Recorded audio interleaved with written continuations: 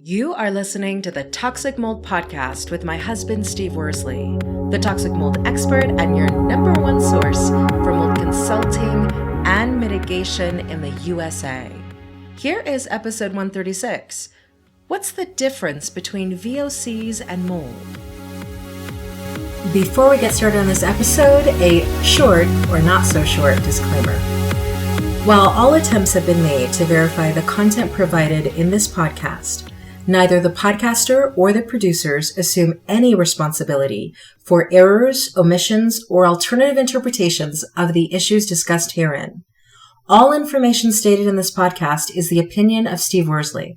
Steve Worsley is a mold specialist with over 20 years of experience in the construction and mold industry. The Toxic Mold Podcast is for information sharing purposes only. The views expressed are those of the podcaster and his alone. These views should not be taken as expert instruction or commands. While there may be references to medical conditions and symptoms, all solo podcast episodes are the opinion of Steve Worsley, and any medical questions or concerns shall be addressed with the appropriate licensed medical professional or professionals. As the podcaster refers to different mold types, please be aware that Steve Worsley is not a microbiologist, and questions concerning mold specifics should be answered by the appropriate professional. The listener is 100% responsible for his or her own actions.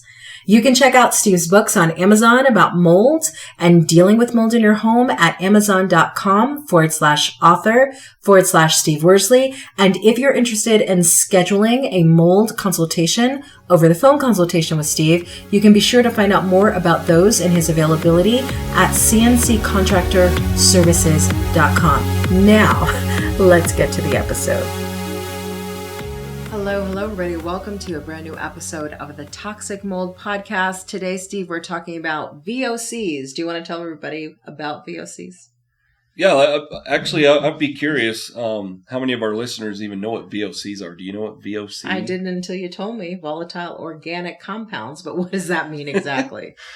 Well, I'm not a scientist. I'm not a English nerd, but for the most part, and the way we were trained in our testing or in our certifications, is VOCs could be a lot of things. And when I think of VOCs, and this is why I say I'm not, like, anybody can interpret the definition however they want. I mean, but this is my interpretation of it. VOCs could be anything like cologne, candles, cleaning chemicals, paint, stains, smoke, carbon monoxide, combustible gas, pet dander, BO from your body. I mean, it could be anything. Mm-hmm. And so my point is with that is when we look at VOCs, we look at it as from an indoor air quality perspective. We have like four main things we're looking for. Mold, or that we think about. Mold, radon, VOCs, and probably carbon monoxide, things like that. Does that make sense? Yeah. So we put them in those categories, and when we say VOCs, that could be, once again, and this is where I'm looking at it from a specialist point of view, it could be anything, but the point of this episode is it doesn't have to be mold to make you sick. It could be radon, it could be all kinds of stuff. That's very, very true. So then what is the connection between VOCs and mold? Not necessarily a connection. It's just, I guess I wouldn't word it that way, but I want our listeners to know that there's more than just mold in your home that you need to be concerned about when it comes to air quality. So That is the connection. Okay. So it's all, whether it's a mold issue or a VOC issue, it all impacts your indoor air quality. Exactly. And so you have to be concerned about any of the volatile organic compounds that could be in your environment that you think like perfume or normal. Right. But depending on each person's biochemistry in that home could affect them differently. Right. And I don't know, it's been a while. It's maybe some of our listeners work in the healthcare field, but I remember, and this has been several years ago, when I got like my pre-op stuff for a shoulder surgery, it said don't wear perfumes, colognes, deodorant, because in the operating room, that's an air contamination concern. Oh, okay. But on top of that, though, maybe the nurse or the doctor or somebody's allergic to it. So that's why it matters, if that makes sense. I mean, common molds can make you sick. So maybe, I mean, you know, I remember back in the day, I remember in junior high, we couldn't use spray deodorant anymore. Exactly. And like the women were using like Aquanet, yeah, you couldn't know? use that. Nope. And so those are VOCs. Okay. They can irritate your lungs. You can have an allergic reaction to it. I mean, I've never had the problem, but you might have to have the little pump thingy. Inhaler. Mm-hmm. So, and that's from an indoor air quality concern. That's why we talk about it. Like, let's just say the candles you like to light. Mm-hmm. What if every time you lit them, I start sneezing? Well, that tells you something. Yeah, exactly. Yeah. But how do you deal with the fact that, you know, somebody has a lot of VOCs in their home? So let's say somebody uses perfume, somebody else uses cologne, somebody uses candles, somebody has a diffuser, and then in every room in the house, they have those little Glade plugins. How do you figure out which VOC is actually causing a problem if there's a problem? You know, from a specialist point of view, like if it's me and you want to pay me to figure it out, it's going to cost you a lot of money because we have to go one by one. Mm-hmm. And so as for our listeners, you could start with unplugging that Glade thing. But one thing, though, that brings up something is the symptoms from VOCs are typically more headaches and stuff like that. Okay. You can get that from mold exposure. The mold exposure, it's congestion and runny eyes, and you could maybe get runny eyes from those. Mm-hmm. But I would say the most common reaction you would get if you're going to have a reaction to VOCs would be headaches. Okay. And you'd have to kind of go one by one. But you could, I do it. I can go into a property and I'm not going to characterize people, but you can just tell. Like, maybe I walk in there and it just smells dirty. Mm-hmm. Maybe I go in there and it smells like BO. Maybe I go in there and it smells like perfume. Maybe I go in there and it smells like pet. Maybe it's urine. Like when I go in, and I've said this to our listeners before, and I don't know, it's just kind of funny because I do have a really good nose. It has nothing to do with I'm certified mold inspector. Exactly. But when I go in there and if I smell like a strong smell of perfume, I go, well, what is that? Like, are they trying to cover up another smell? When I did home inspections, if you come in and you see a fresh coat of paint, as an inspector, you're like, did they try to cover something up? Yeah. Does that make sense? Yeah. So it gives us a good idea from the indoor air quality specialists what's going on. And if you have all those things you just named off, I mean, wow, that would be kind of overwhelming. You wouldn't even know where to start. Well, and when you also factor in other things, is somebody smoking in the house a VOC? Yeah. Yep. It is. Smokers. Yep. Okay. So if somebody's a smoker, and what do they do then? If it's no different than if I had an allergic reaction when you had light candles, that person would have to not smoke in that house. But if you have a smoker in a house, we can really tell. It's quite obvious for me, I shouldn't say to inspectors, but you get like there's a tar on the ceilings. Okay. There's a discoloration. You can smell it. I mean, smoke is, once you have smoke, we use ozone machines and a lot of hotels use those for smells. Mm-hmm. Now think about like our home compared to a hotel room. Hotel room's carpet's more industrial carpet, so it's not as porous. But when you smoke, that stuff gets everywhere. And you can try to cover the smell with paint, but it's still down in the carpets. And I mean, let's just say one of my clients or one of our listeners, they want to buy a home, but they go in there and they're like, man, it just reeks of smoke. There's no way. For me, I'm always the kind of guy that, anything can be fixed at a cost. Mm-hmm. You would literally have to pull all the carpets and pads and run ozone machines and use a lot of harsh chemicals to get rid of that smoke and the tar and what it's done. It's no different than a meth house. Okay. A meth house, you pretty much have to strip it down to the framing. Wow. And it's just because, I'm sorry for our listeners. I don't know how to cook meth, but they use a lot of just harsh chemicals. Mm-hmm. And we can go in. We have ways to test actually for meth and all sorts of stuff. But yeah, it's pretty harsh. We kind of got off on something a little different, but that was a good question about smoking. Yeah. And it does bring up meth houses. We have ways to test for the stuff I have. I think there's about 100 different drugs we can test for. And we know where to test for them. Well, and isn't it, I mean, to me, it seems like that there's a big challenge in all of that. Let's say you're somebody who finds a steal of a deal in a house that either was a house where people smoked in it constantly, or a house where people did meth constantly, or a house where people not doing meth. I'm talking cooking it. Cooking meth constantly, or a house where people smoked weed, whatever the substance you want to say. Let's say you find a steal of a deal. At the same time that you're like, well, it is possible to remove all of that. You have to use a lot of harsh chemicals. Aren't the harsh chemicals also VOCs? They are, but I get this question quite often. Like, do you guys use green chemicals when you do mold mitigation? And I kind of chuckle because in my opinion, there's really no such thing as green chemicals. Like, they're harsh. But what we're doing is this is in a containment, right? So when we're done with mold mitigation, we're running air tests, and plus we've ran air scrubbers and all sorts of things.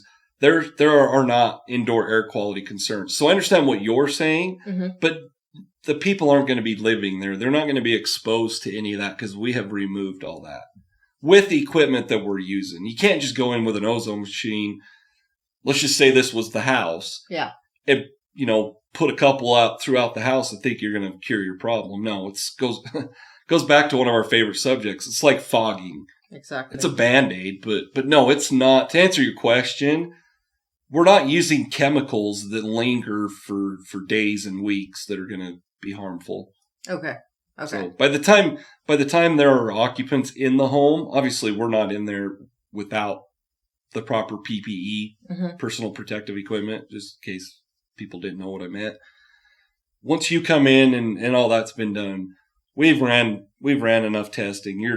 There's no concerns, but they are VOCs while we're doing it. Yes. Correct. Because I even think of things like the dryer sheets that you put in the clothes, the crystals when you're washing the clothes, mm-hmm. Comet, which seems really harmless that in an old-fashioned way you clean. Aren't those all volatile organic compounds? Yeah, and it's funny you bring up clothes because when those little crystals first came out, remember I was using those mm-hmm. and I was following their directions, and it was just I have a sensitive nose, I guess. And remember, I had to drop the amount I put in there exactly because the clothes were just too. They smelled. It irritated me. Yeah.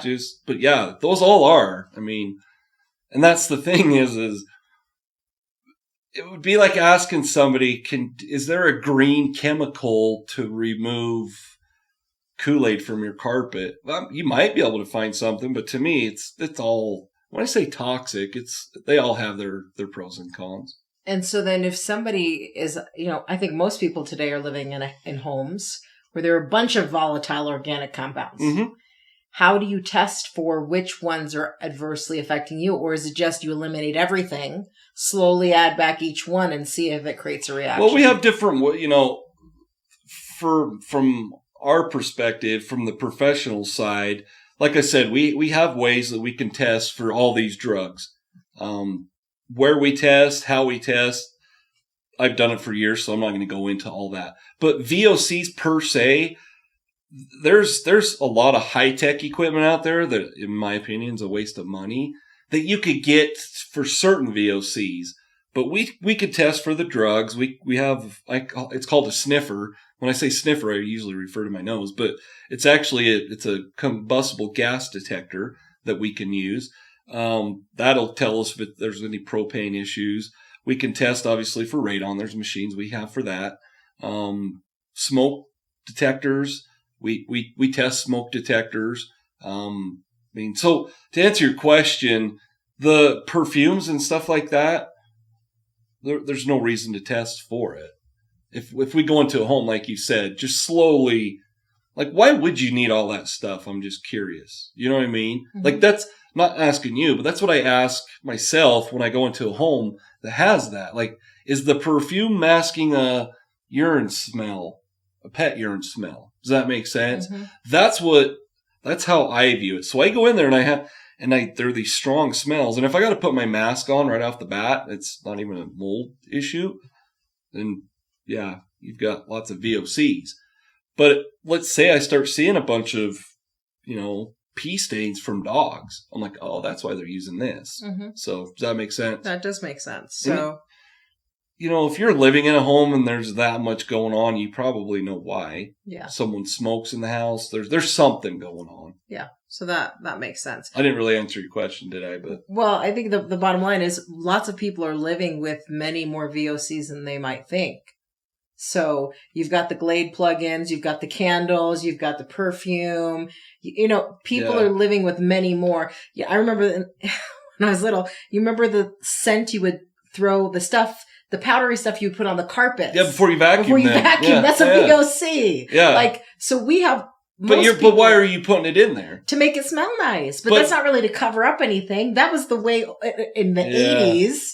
People just thought you would make now we have Glade plugins, so we don't need that. But I guess I view it from a little bit different perspective. Like, well, if you want it to smell good, then just burn a candle.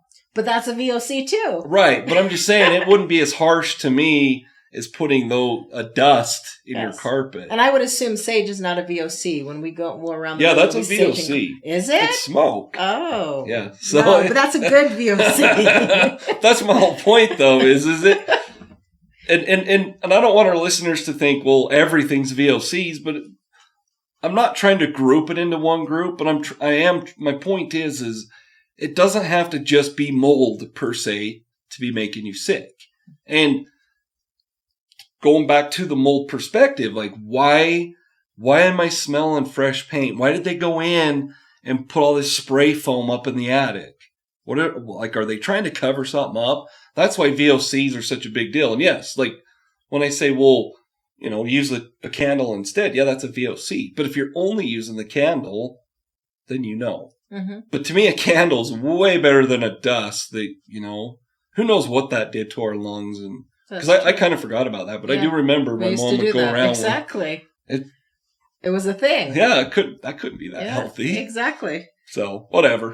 I remember back in the day, we see it on Facebook, when people were sick, they gave them, you see the little bottle, and it supposedly was like cocaine or something. Know what I'm talking about? No. Like way back, like cough syrup. Oh, that's right. You go into the pharmacy. Yeah, way back. They give people, morphine. They give people lots of stuff that you just can't get today. Yeah, So we've evolved a little bit. But yes, we have. My point is with VOCs and our listeners is, be careful of why you're using them and make sure you're not, making yourself sick, because I'm not an expert when it comes to VOCs, but for the most part, that's short-term, health effects that you would have. Whereas mold, there can be long-term health effects from doing it. But I wanted people to understand VOCs can be harmful, so can mold, but don't ignore VOCs because you think it's mold. Exactly. So what's your call to action for people? So go into your rooms, we were just talking about why would you have to do that, but, I wasn't allowed to eat in my room as a teenager, but I have done inspections. We talked about this several weeks ago on a podcast where you literally find like an old bowl of whatever underneath the teenager's bed, and it's got all sorts of mold. But go into the rooms you don't go into often, your crawl space, maybe your basement, your teenage daughter or son's room, just somewhere where you don't go into often, maybe a mechanical room, and just look around and use your sniffer, your nose as your sniffer, and just go, does it smell musty? Like, is there a weird smell? Like, most people I can tell when you lit a candle in a room, like I can smell it. So you can smell a lot of odors, musty odors, moldy odors, urine odors. One thing for our listeners too, there are mold types that have a urine smell. So that's right. Just so they know that. So inspect and smell. Yep. Just use your own, you don't have to pay anybody. Whoever's got the best sniffer in the house, have them go to the areas where you just don't, like, let's just say a closet you don't open very often, or underneath a bathroom sink, wherever. Some of our listeners might have a guest house that's only the mother-in-law uses it when she comes up twice a year. Mm-hmm. Go out there and go into all the rooms and sniff around. You don't want your mother-in-law getting sick. No, you certainly do not. And if you have more questions about things you can learn about mold or anything else, they can check out your Udemy courses. Yep. Yeah. We talk about those all the time. It's there's a lot of good information in those. Yep. So go to udemy.com, look up Steve Worsley, and you will come across all the courses. Yep. It's almost Christmas, so I hope everybody's got their stuff bought. That's right. Because if not, Amazon Prime might not be delivering on time. Have a great holiday. Prevent toxic mold exposure before it gets in your home. Download Steve's free mold investigation checklist at tinyurl.com/CNC mold checklist. Again, download Steve's free mold investigation checklist at tinyurl.com/CNC mold checklist.